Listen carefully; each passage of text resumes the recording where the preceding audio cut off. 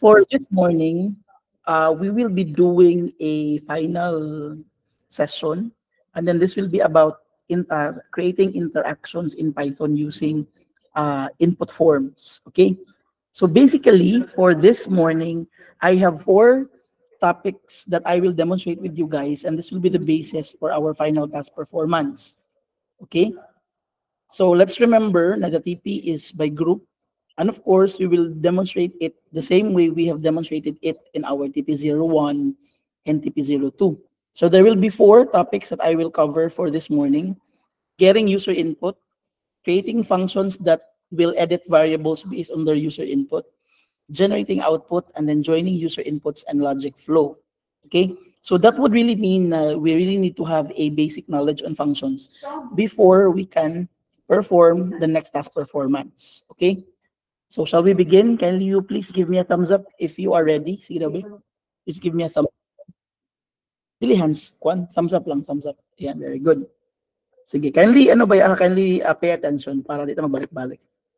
So for this morning, let's have muna a simple recall, di ba?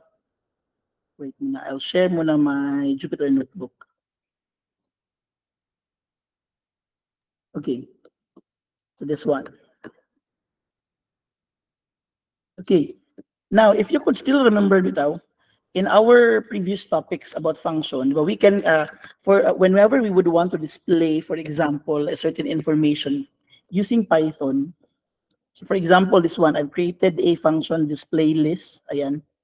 And then the argument is based on the values indicated in the variable na my list. Now for this example, wala man tayong na-declare na values on the certain variable.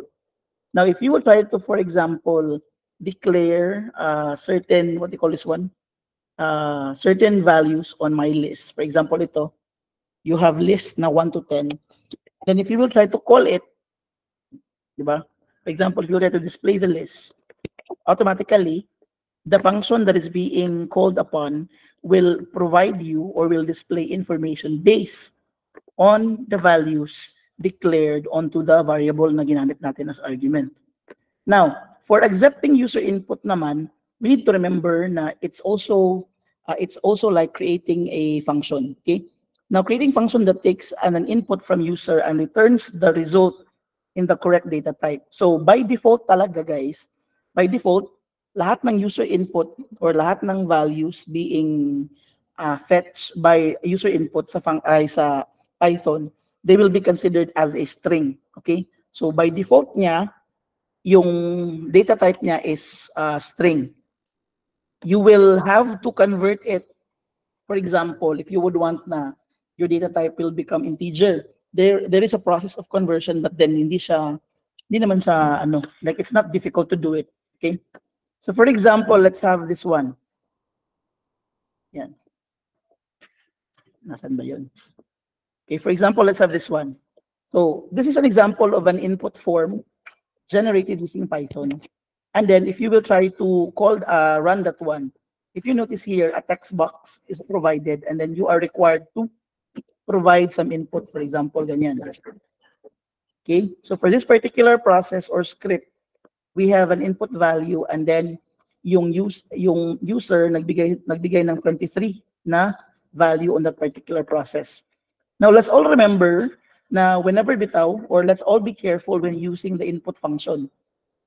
Running the cell twice, for example, without providing an input will cause Python to get hung up waiting for the initial value on the first run.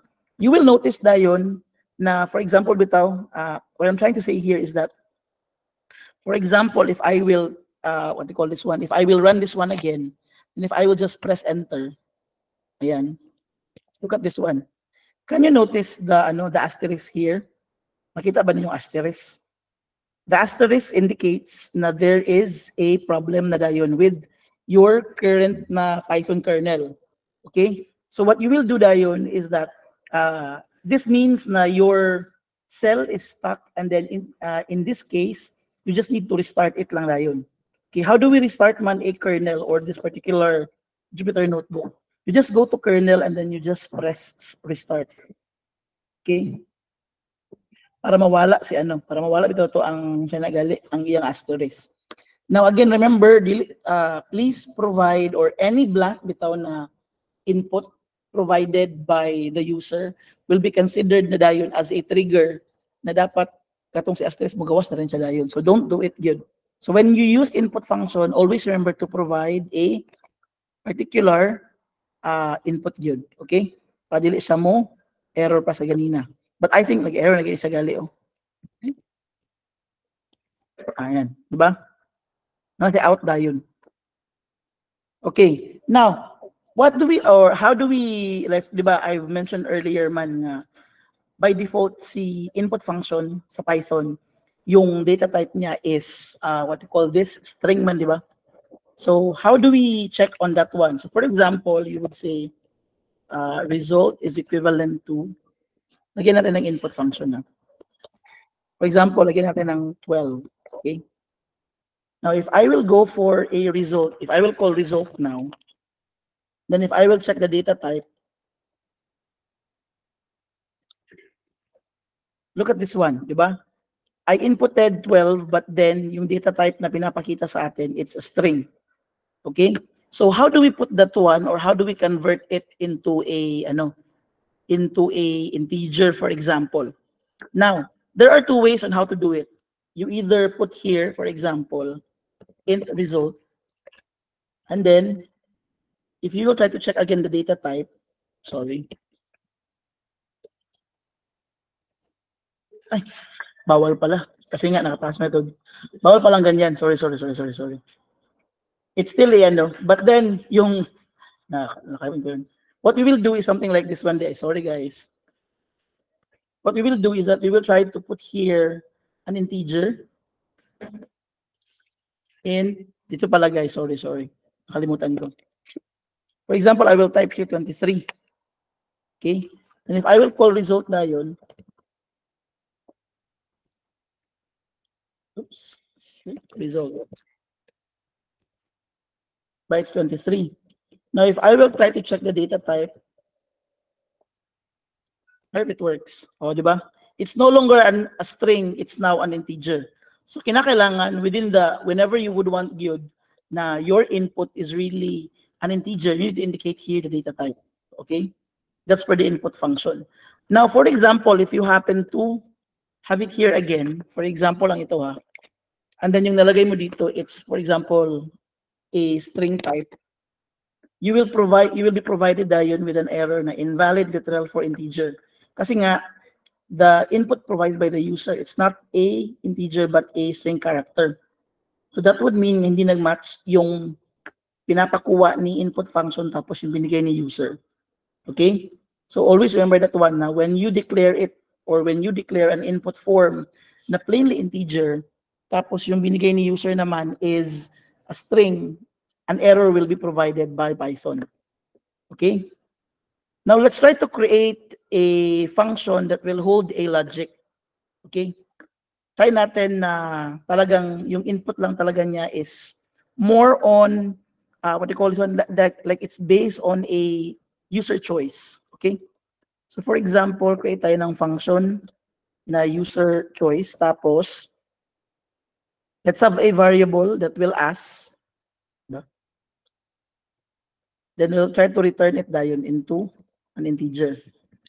So this particular function will ask the user to input a number 0 to 10, and then automatically yung input niya will be returned as an integer. So for example, tatawagin ko si user choice. Diba? Yan yung lalabas.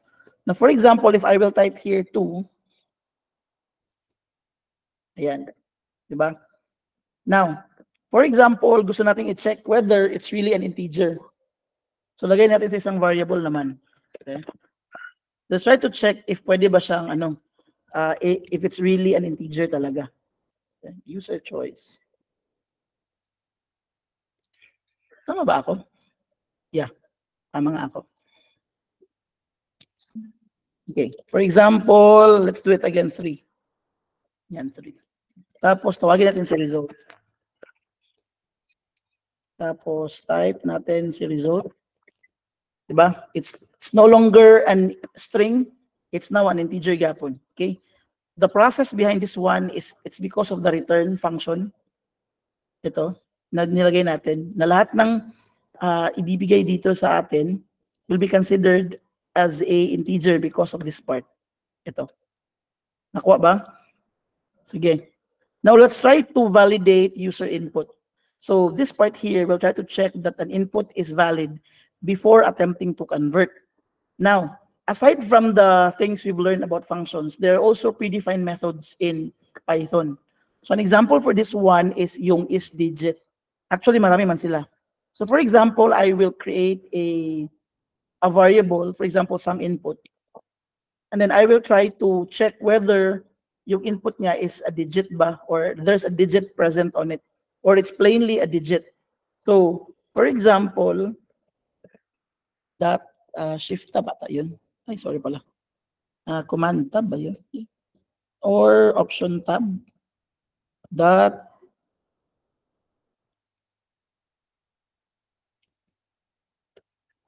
is digit. Kalimutan ko kung paano ilagay or ipakita yung ano. Oops. Wait muna guys. Yung method bitaw, like you will be provided with a lot of ano dayon. So for example is yung isDigit. Di? Ba't ayaw niyang lumabas? Kalimutan ko, is it FN tab or para bitaw lumabas yung ano? Control tab. Ay, ayaw talaga. Option tab. Yan, option tab pala. Sorry guys. On my end, it's option tab. But then sa inyo dapat, I think it's only shift tab sa Windows. Can you see guys, on my end, merong lumalabas na option tab. Ayan. Nagigawa sa inyo Like ano bitong murag ano? On my Google Meet, kaya wala gigawas. But on my end, na-actually magawas inani yung inani. Can you see the capitalized case fold center? Can you see that one? Yes, sir. Yes, sir. Yes, sir. Google Meet, yes, sir. Sige. So these are the methods you can use whenever you would want to check. For example, you have isDigit. Okay? So the isDigit na method will help you identify whether a particular input or a particular value of the variable is meron bang digit, whether it be naka-string siya o wala. So for example, if I will run this one, yung ilalabas niya is true. But for example, if I will change this one into ABC, what will happen? It's false, di ba? So an isDigit method, marami pa yan ha. Dagan pa kayo na sila. Now, the isDigit method will help you identify whether a particular value of the variable is meron bang digit o wala. But basically, for example, yung value ni variable is ABC10, although meron siyang digit dito, it will still have false pagyapon. Nga naman, because this is considered as one term, di ba? In our algebra, this is considered as one term. And this one is not a digit, di ba? Hindi siya considered as digit. So plainly, kahit na naka-string, for as long as even if it's declared a string, but then meron siyang number, like plain number lang talaga, for example, 3, that will be considered as a digit or an integer because of this method. Okay? Yan yung purpose niya. Now, let's try to edit or let's try to make some changes on the user choice na ginawa ko kanina. This part here. Let's try to create or make some changes. So ako na bininggi kuandaan na kay palit na malangay. So for example, let's try to have na yung choice natin is wrong. Okay. I will explain later Dayan yung concept nito. And then let's try to do the do while Dayan or yung while loop natin. So sa while loop, we'll try to check, for as long as the value of choice it's still not a digit, automatically or by default, yung gagawin niya is that it will ask the user to input until such time na yung ilalabas niya is really an integer, hindi na string. Look what will happen. Again, this one is the modified user choice. We have declared one variable here na choice and then we have a default value na wrong. This is an integer, di ba? And then, so for as long as yung value natin, di ba? For as long as the value of the choice, it's still an integer, a string, ito yung ipapalabas niya. Like it will still ask the user to choose a number or input a number. So if I will run this one, look what will happen na. User choice. Ay, sorry. Yan, look what will happen. For example, I will type here QWERTY. Diba? Then, for example, hello. So for as long as hindi pa rin digit or integer yung ibinibigay ng user, it will continue to ask for a number. So if I will type here 1, 2, 3, ayan, automatic it will stop na dayon, and then it will give you dayon na, okay, the value of this particular function, it's no longer wrong, it's no longer QWERTY, it's no longer hello, but it's already 1, 2, 3. Okay? Nakuha ba? So that's how you do, or that's how you use isDigit as a method in Python. Nakuha ba? Thumbs up daw ba? Okay. But that's quite simple. Now let's try to add, diba? If you notice, logically speaking, if you will try to read the code, we can do it, we can understand na tsaka lang siya mag-stop if you will provide a number. But technically speaking, on the side of the user, it will have, or it will create a confusion na bakit ako, or it will, bakit ako hinihingan pa rin ng input form, nagbigay naman ako ng ng value or ng input, di ba? So what we will do is that we'll try to modify this one, and then let's try to provide some error message para alam ni user kung ano yung mali niya. Okay?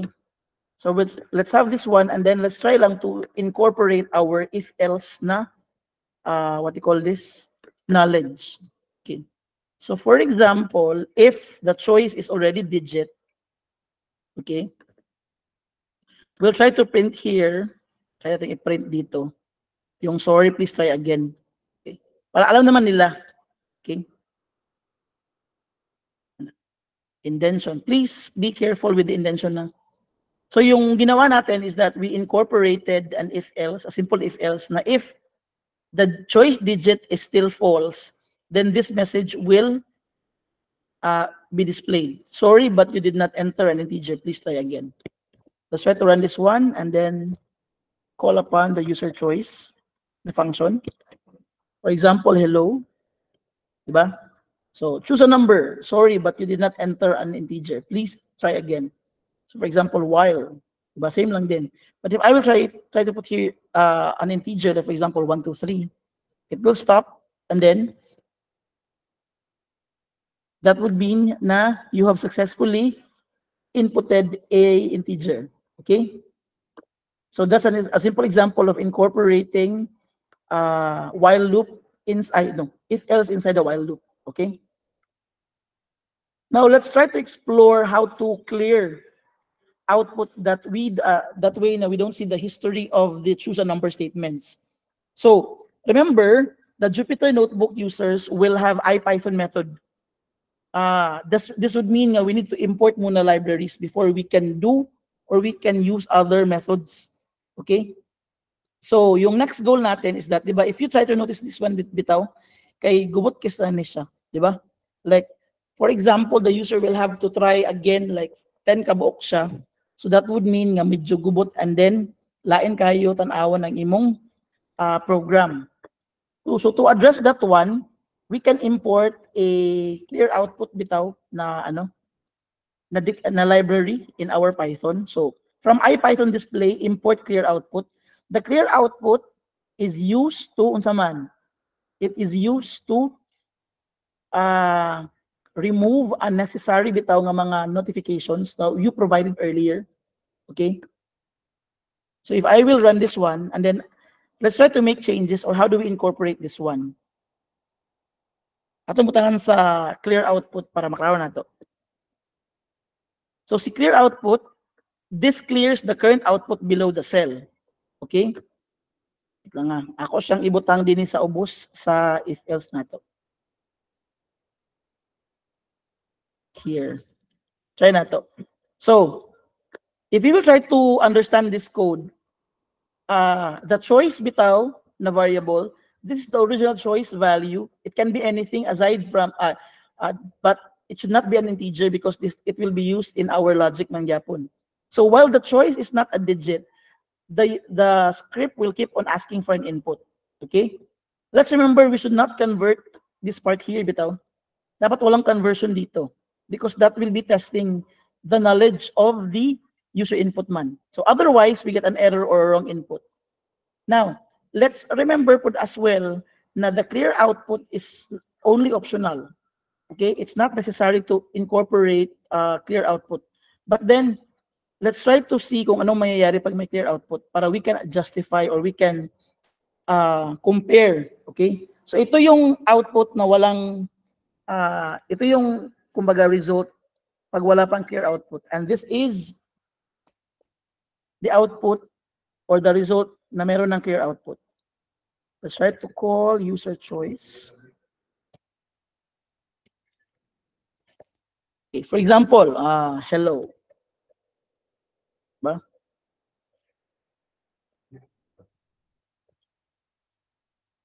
Can you, ano ganyan gali. For example, LOL.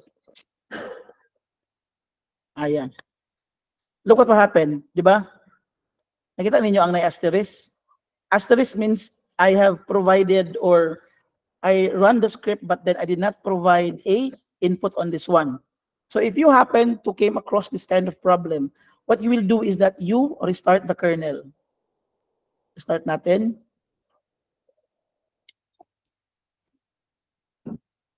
Example, hello. Oops, ayaw na niya. Clear output is not defined. Okay. Try that again. Hello. Hi. Diba? Ano galing nyo gali? Even if I will input bitaw, for example, another packet, like for example, another. Diba? This part here, yung ginabalik-balik ang imong message. Yung sorry, but you need to, sorry, but you did not enter an integer, please try again. In this part here, since we have it here man bitaw, na clear output. For example, Neptali. Diba? Mura mo siya yapon. Until such time, nga maghatag 1, 2, 3, ay siya mundang dayon. So kaganina, asa man na mas limpyo? This part here or kanisya? The first one or the second one? Gidaw din. Thumbs up sa one, sir. Diba? The second one ang mas limpyo. It's because it now provides a method wherein di na magbalik-balik ng sorry but you did not enter an integer. So mas limpyo tanaw ng program nimo. Okay? So that's one solution you can use whenever you do some scripting. Okay. Now let's try to have checking against multiple possible values. Okay. For example, dito naman. And then try natin. Okay. So we have here two variables. The first one is result, and then this one is acceptable values, 0, 1, and 2. So this will be used later in our logic. If I will try to run this one, and then if I will have it here, sorry. For example, this one is a logic by so this would mean either true or false ang answer niya. So this one is trying to evaluate whether the value provided by result is present in the acceptable values. Do we have wrong value, Danny? Wala. Wala. Kaning sa acceptable values, wala. Wala man, di ba? Wala tayong string na wrong values present in acceptable values. So if I will try to run this one, yung answer niya is false. But if I will, for example, have it here na 1, try natin. But it's already true. So that's how you do a logic na comparison or checking or monitoring or validating. So in means, so the in here means that you're trying to evaluate whether the value in the result is present in the acceptable values. Okay? Now, what will happen, for example, if we'll try to put this one in our function. Okay. Para you can identify ha. So kanisya result in acceptable values. If I will put here not in acceptable values, in, not in, sorry. It's not in there, sorry. Diba? So in, so obviously, wala man talagang wrong dito. Walang wrong na string na present sa acceptable values. And then that's why it's false. But on the other way around, you have not in. So ang lalabas dito is true. Because totoo naman na walang wrong value dito sa acceptable values natin na variable. Okay? So let's try to incorporate the in and then not in our user choice. Try na to. I'll just copy this one na lang, ha? Okay, for example, ito. So for example, let's try to have na while choice.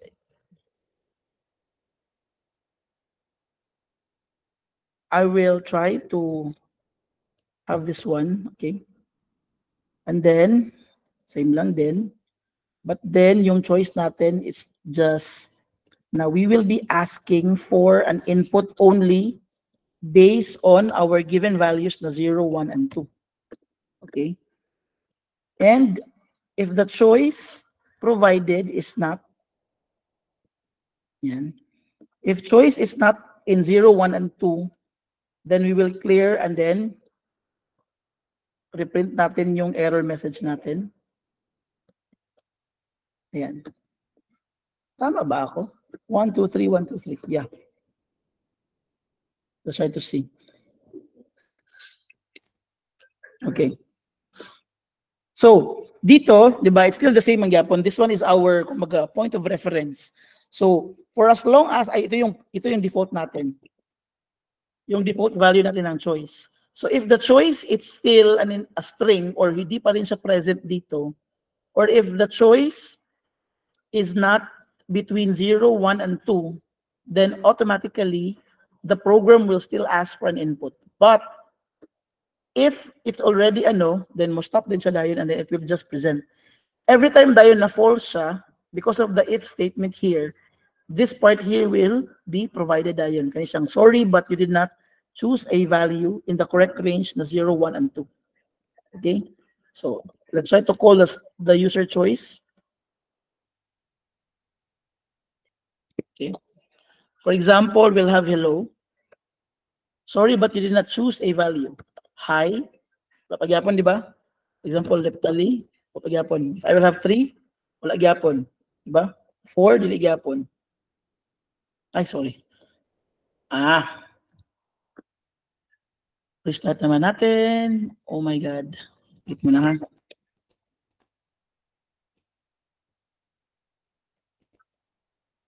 Oops. Okay. Try natin i-restart. Oh, basta tangin na guys. So guys, kindly remember this one na. In your demo bitaw, for example, if na yung giran tapos nag-asterisk siya, that would indicate na the kernel should be restarted dayon. Start na to siya. Oops. This part here. And this part here. 12. Yeah. This one. This one. This one. And then this one. And then this one dayon. Okay. For example, 1. Oh. Diba? So, muna na siya dayon and then it will just present dayon the number na imong napilian within the range. Okay? So again, the not in indicates a comparison among two given values. So a while ago, it did not provided you with an output ng inani. It's because yung input na binibigay ko, it's a string. Diba? Sige. Questions daw. Do you have questions? Okay. Kung walang question, give me a thumbs up daw, be. With regards to the process of using the not in. Diba? Again, during sa inyong TP bitaw, if for example, you happen to came across the asterisk, you just need to restart it na lang dayon. Okay? Next, let's try to do a simple interaction. Kani medyo taas-taas siya guys. So, let's combine all of the ideas to create a small game where a user can choose a position in an existing list and then replace it with a value of their choice. Again, we'll try to create a game. Papipiliin natin si user kung anong posisyon yung papalitan niya. Okay? Yan yung goal natin. So let's try to create muna the preliminaries. So that would mean we need to prepare different functions before we can proceed with the game itself. So to do that one, let's have first the variable na game list. And then let's try to create a display game. Try to create a function that will display the game list. And then if you will try to call the game list, ayan. So this function, the display game, and then the display game function will be used to check kung ano yung current list na meron sa game natin. Okay? Next, we'll try to create the position of the, or yung choice position ng user. Try natin. Actually, we can just use this one actually. I'll just use this one na lang ha. Pwede mabalik-balik. And then I'll just change it into position choice. Position choice. Tapos, let's try to have pick na lang na yan. Pick a position to replace. And then let's have this one na yun. Sorry, but you did not choose the correct position. Okay. I'm just doing some modifications here. Huh? Okay.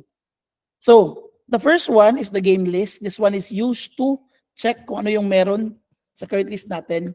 The second function is position choice. This would mean na you are trying to ask the user kung ano yung position na papalitan mo, whether it be on the second, the first, or the third one. Okay? And then, hindi mo natin siya tatawagin kasi later pa tayo maglalaro. Let's try to create dayon a function that will ask the user kung ano yung i-replace niya. Okay. Ako sang explain na ako yung i-paste akong notes datong sa 2D. Okay. We have here a function na replacement choice. The arguments is based on the game list and then the position. So the game list, meron na tayo, di ba? We have the game list dito. We also have the position. The position will later on, yung position na argument will be provided later pa man. Okay? So this particular function will ask the user to type a string to place at the position. So ibig sabihin, for example, if you will pick here na 1, so si 1 dayon, the second position here will be replaced by a string dayon. Okay? So the game list position, ayan, is based na dayon of the user placement na ibibigay mo dito. So don't worry because later on, si position will be defined man sad. Okay? This part here, kani siya. The argument position will be provided later. Next, you have the game choice. Okay? The game choice will be you asking whether you will still need to ask or do you want to replace another na pod or not. So let's try to define muna. Then after that one, we'll try to ask, same naman gyapon. And then let's try to ask or let's try to have na papipiliin pa ba natin si user kung what you call this one, if he will still continue with the game or not ba. Okay? Oops.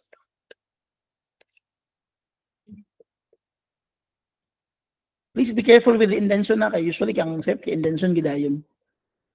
And of course, it's still the same ang gyapon.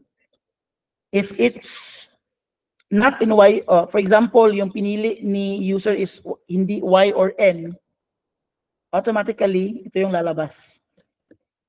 It will clear the input, the output, and then, sorry, I did not understand. Please make sure to choose only Y or N. Diba?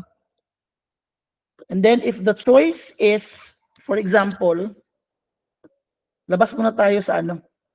Let's try to go out of the loop.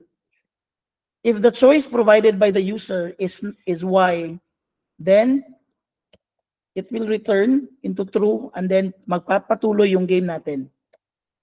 Okay? Now, if hindi naman, for example, else the game is over or wala na siyang papalitan. Kuha ba? This one is for the continue. The second one is for the game over. Ibig sabihin, wala siyang papalitan. Okay? So to review again, we created a function for this for game list para alam natin kung ano yung papalitan natin. We also have the function that will allow user to pick a position, kung ano yung papalitan niya dito. And then we also have a function that will ask kung ano yung ipapalit doon sa position na napili niya. So for example, yung napili ni user is 0, so si 0 dayon will be replaced based on the value na hihingi nito. Okay? The third one naman is, for example, if the script will ask you if would you like to keep playing or would you like to replace another napod na item. So if you press yes, it will still continue. And then if not naman, then it will return false. And obviously, the game will stop na dayon. So for example, look what will happen ha.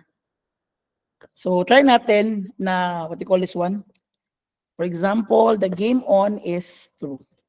Yan, diba? Game on choice. Game on is true. Tapos, let's have the game list. Try natin. It's still 0, 1, and 2. And we'll have the game on. Okay. Oops. This is how you put everything all together.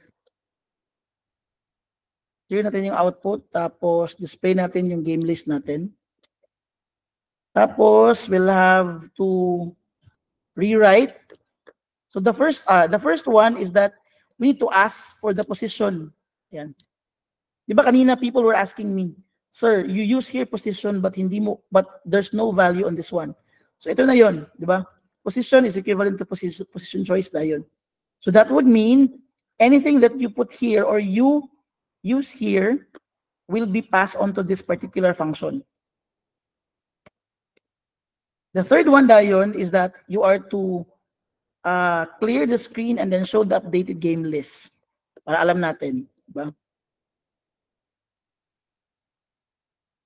And then let's try to ask whether if you would want to continue or not pabagyapon.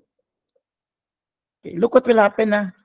Although medyo tasky kay siya pag imo siyang ipadagan, but then you will then understand the basics of the game dayon. So again, the goal of the game is that for you to choose a position and then you are to replace that position. And then if you would want to continue, you just press Y.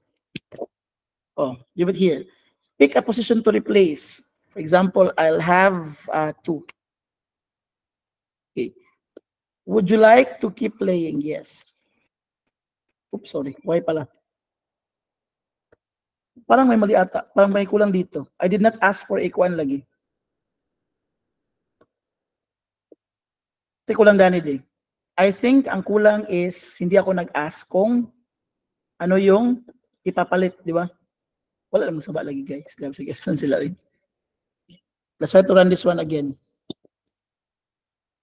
And then let's call on ba't ayaw na niya? Ooh. Wait muna. Okay. Na-stress na siya guys. Again, ito yung ano natin ha. This is really the problem. If ever, you will try to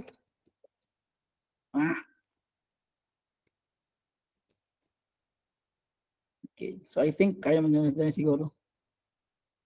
Let's try it here. Wait muna guys ha. Oops. Pagpasensyahan nyo na kasi medyo mataas yung simulan natin. Okay. Leave it here. For example, 1. So pick a position. Type a string to replace. For example, I will replace 1 as hello. Look what happened. Diba? Yung index 1 natin, instead of 1, naging hello na. If I will try it again, like yes, then I will choose 0. And then I'll try to put here net. Okay? And then let's have another one pagidayon. Yes, I would want to continue. I will replace 2 with the word no world. Look what happens, di ba? Nag-gets niyo guys, ang iyang dula niya. Iyang dula is just a simple interaction between and among the functions.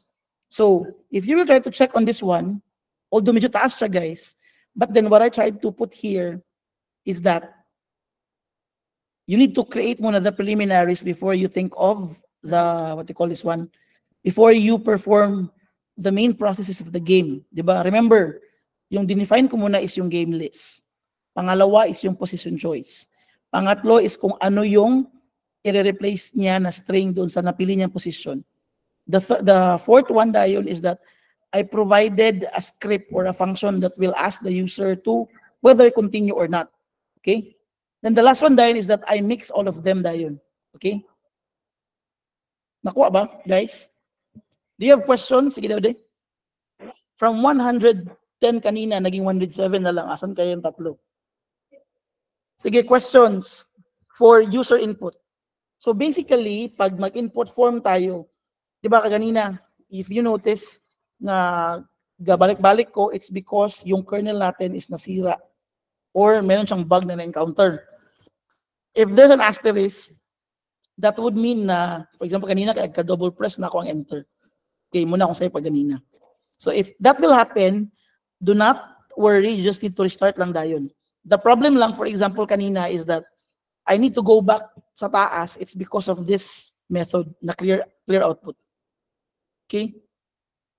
So ang ginabot sa uban din kay, para bitaw, di siya mag-ano kay, ginabutan niya din ay ang library lang dayon na lang. Para siya magbalik-balik pag padagan. Okay? Sige, I will now entertain questions with regards to our last demonstration. Sige. Don't worry because I will try to share this notebook with you guys para you can also try to have it yourself nga kamo ang mag-interpret o what you call this one, mag-demonstrate. Okay? But I still haven't tried to, ang gibot na ko gapon kaya ako siyang gi-download na lang dayon.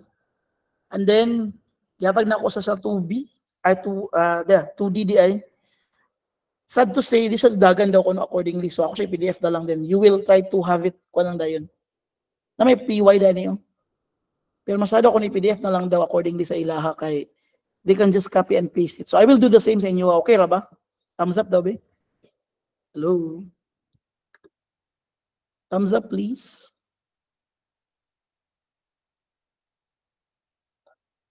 Okay.